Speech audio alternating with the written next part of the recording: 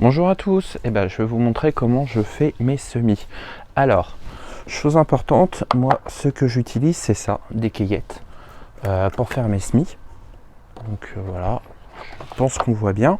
Et j'utilise mon presse-motte. Alors, presse-motte comme ça, hop. Et j'utilise aussi du terreau à semis. Alors, il n'y a pas de secret, hein, c'est du terreau à semis standard. Je sais qu'il y en a du terreau spécial presse-motte avec un peu d'argile pour que la motte se tienne. Moi, j'ai jamais eu de soucis en fait avec du terreau à semis tamisé. Et je trouve que ça fonctionne plutôt bien. J'en ai vu qu'utiliser aussi un peu de terre de jardin, mais je me méfie parce qu'en fait, j'ai pas envie qu'il y a quelque chose qui pousse dedans et j'ai pas forcément envie que ça soit dedans. Donc voilà. Donc pour les mottes, c'est assez simple. Donc je vais vous montrer. Hein. Je m'embête pas. Je prends en fait la terre. Hein. Avant, je m'embêtais à faire comme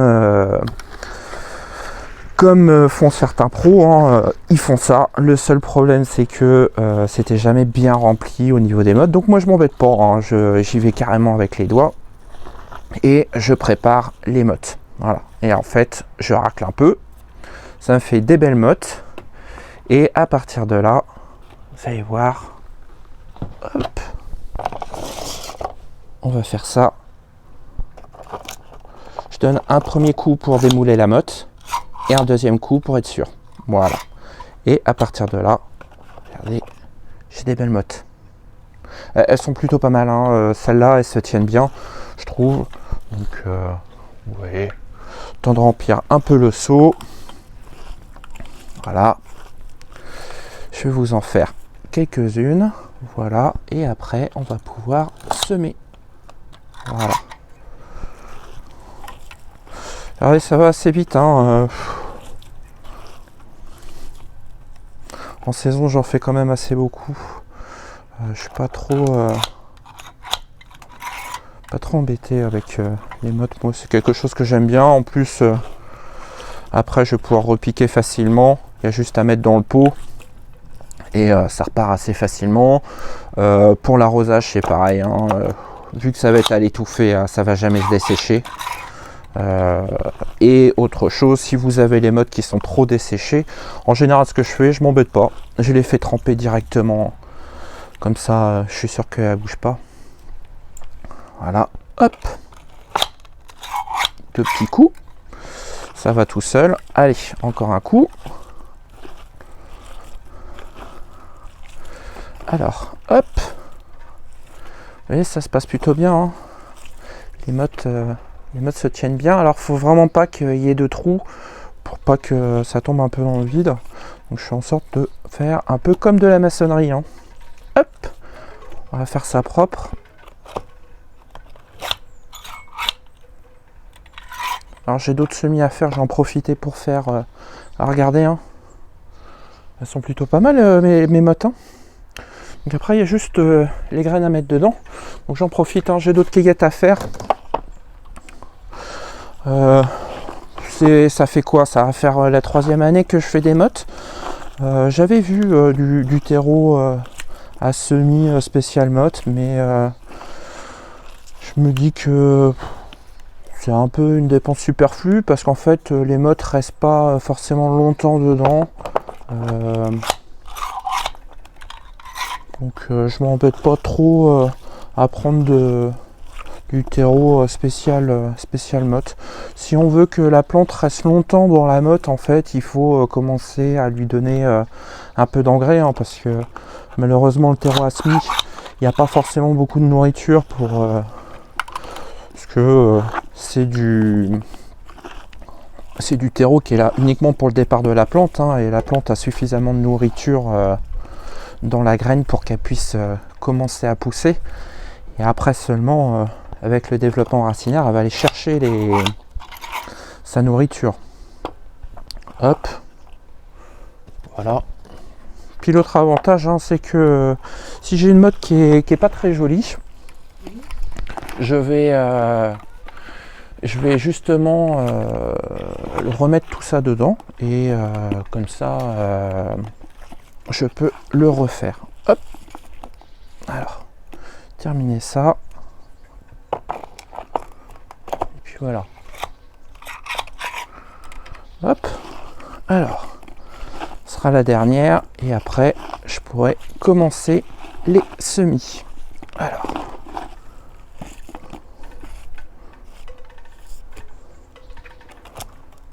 Hop. Voilà.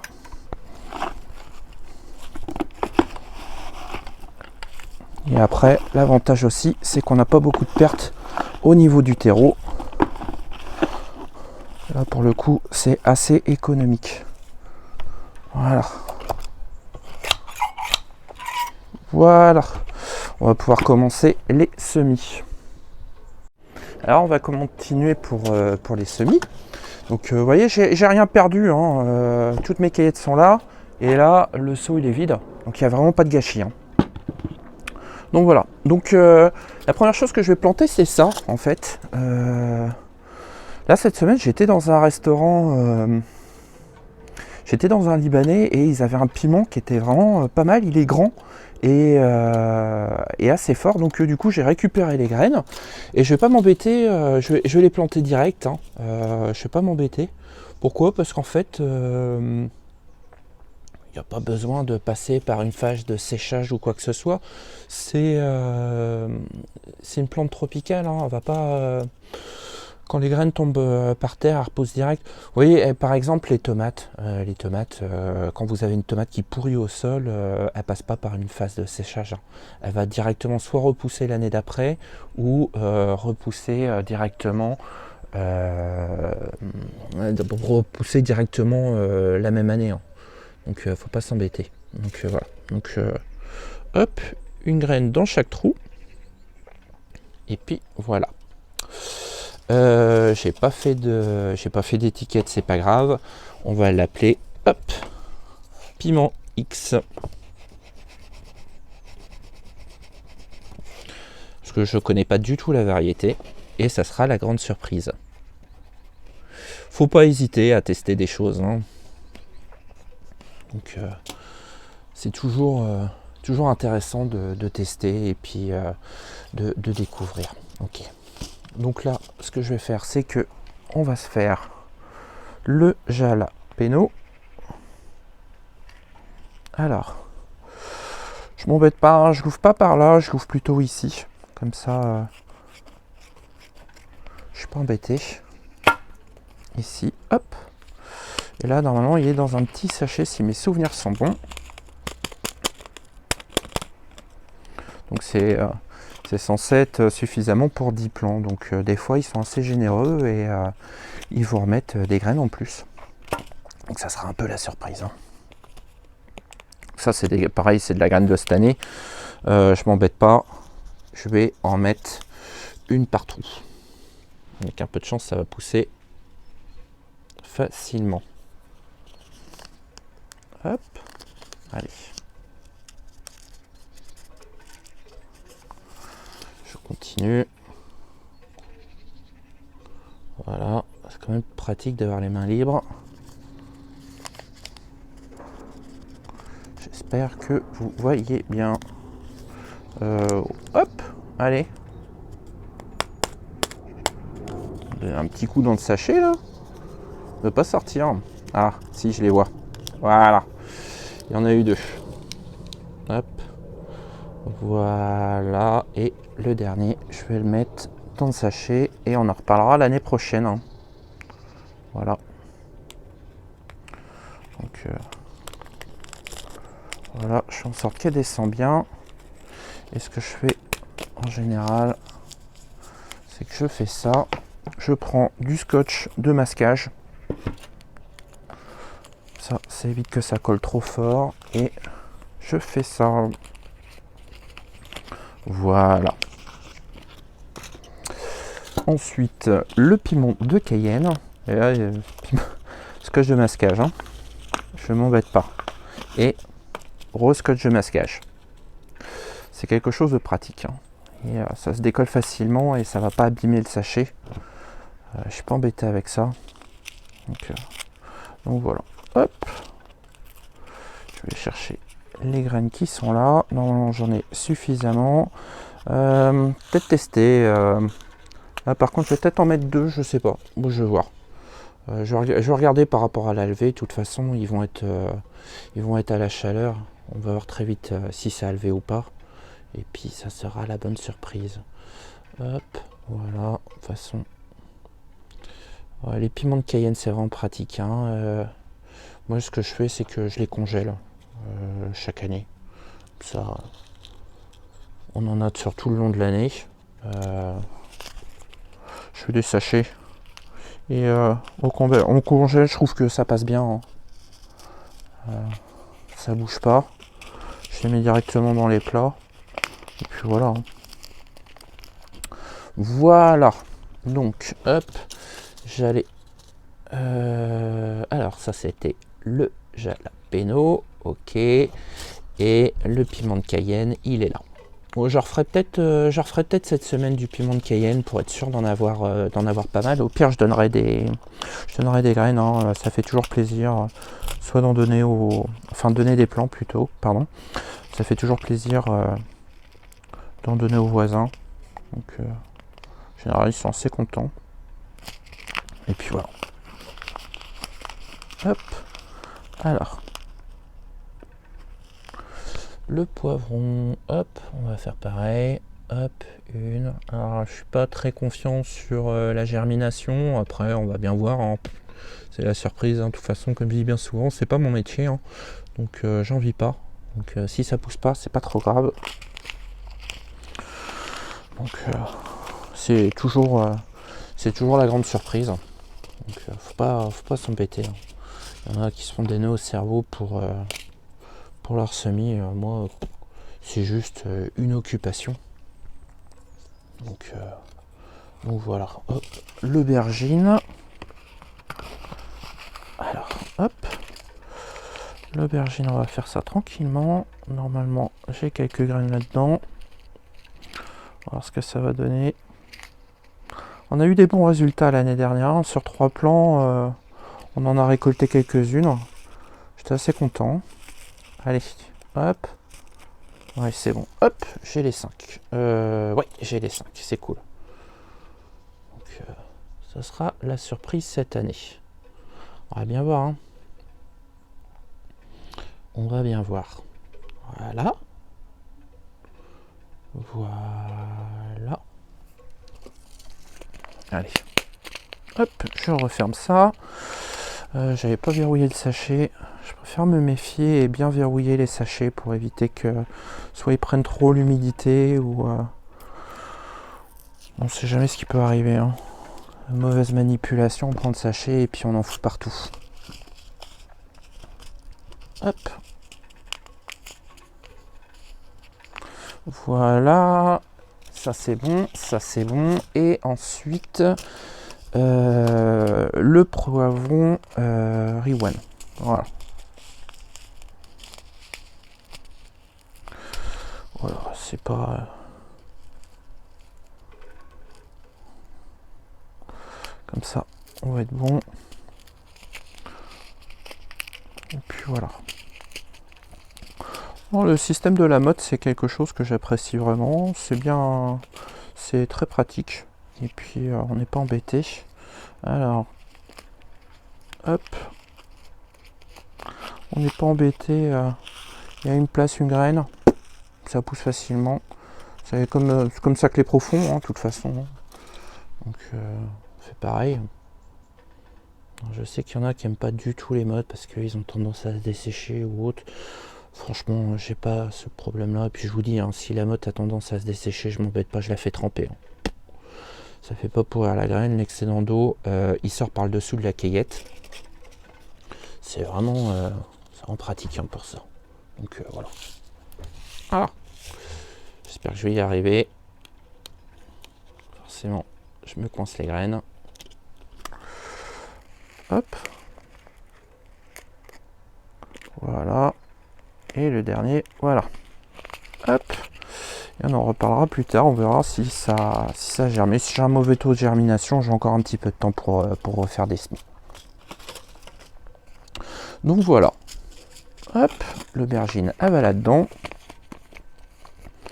Et on est bon. Ensuite, il ne reste plus qu'à boucher les trous. Donc, ce que je vais faire, c'est pour éviter de ne pas en mettre partout, je vais prendre un bac, je vais prendre mes cueillettes, voilà, donc elles sont bien lourdes, hein, elles sont bien humides, hop, ici, donc là j'ai bien mes graines partout, donc j'ai pas besoin de raquer ou quoi que ce soit, elles sont déjà placées. Ensuite ce que je vais faire c'est que, hop, tiens toi, viens ici, je vais prendre un peu de terreau à semis, voilà.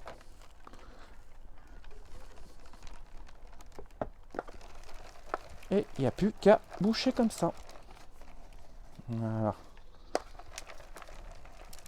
Et normalement, on est pas mal. Voilà. Voilà, voilà. Ok. Bah, je vous montre. Hop. On est plutôt pas mal. Hein. Et en fait, là, la cueillette, elle se tient. Et il n'y a pas de souci, justement, pour la garder comme ça plusieurs semaines. Voire un mois, hein, des fois. Hein. Donc voilà. Donc, hop. Je la remets dans le bac. Ça va dormir quelques temps à l'intérieur, à la chaleur. Donc ce que je fais, c'est que j'utilise un tapis chauffant. Donc l'avantage du tapis chauffant, c'est qu'on va chauffer à 22, environ 20-22 degrés. Et là, la terrine, je vais la fermer pour garder bien l'humidité. Et ensuite, pour bien fixer mon terreau que je viens de tamiser, je vais juste réhumidifier un tout petit peu. Comme ça, ça va le plaquer. Voilà.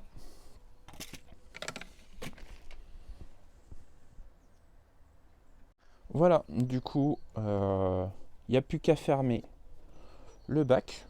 Et puis, je vais mettre ça à l'intérieur sous au chaud, avec tapis chauffant. Et puis, ce que je fais aussi, c'est que j'ai un petit thermomètre. Et il mesure aussi l'humidité de l'air. Comme ça, une fois que c'est fermé, on va laisser tranquillement. Et je vous montrerai aussi le type de lampe que j'utilise. Et l'avantage, c'est que ça fait quelque chose de compact. Je vais en avoir une deuxième là, mi-février, fin février, pour les tomates. Alors, en général, c'est plutôt pour les tomates type grosses tomates tardives. Donc là, par contre, je vais commencer à les planter. Mais par contre, les autres tomates, ça sera directement en extérieur. Je ne vais pas m'embêter. Donc voilà. Je vous montre ça tout de suite après. Donc voilà, je vous montre en intérieur ce que ça donne. Donc c'est au bord de la fenêtre. Donc là, pour le moment, il y a le rideau. Alors pourquoi il y a le rideau? Parce qu'en fait, ça évite les baisses de température parce que la vitre, ça fait du froid. Et vous voyez, il y a le tapis chauffant en dessous. Et j'ai un petit thermomètre qui me dit qu'il fait 23 degrés 7 à l'intérieur, donc c'est la température idéale pour que ça lève. Et vous allez me dire, il n'y a pas trop de lumière, ça va pas être terrible. Et bien moi ce que j'utilise, c'est ce type de lampe. Hop. Alors je vous montre ça tout de suite. Donc ce type de lampe, si j'arrive à la prendre, vous voyez, donc ce type de lampe en fait c'est idéal. Donc vous voyez en dessous. Donc ça suffit largement pour une levée avec la chaleur. Il y aura la lumière qu'il faut. Et l'avantage, vous voyez, c'est que je peux l'accrocher un peu partout où je veux. Et puis voilà. Écoutez, je vous dis à bientôt. Et n'hésitez pas à vous abonner si ça vous a plu.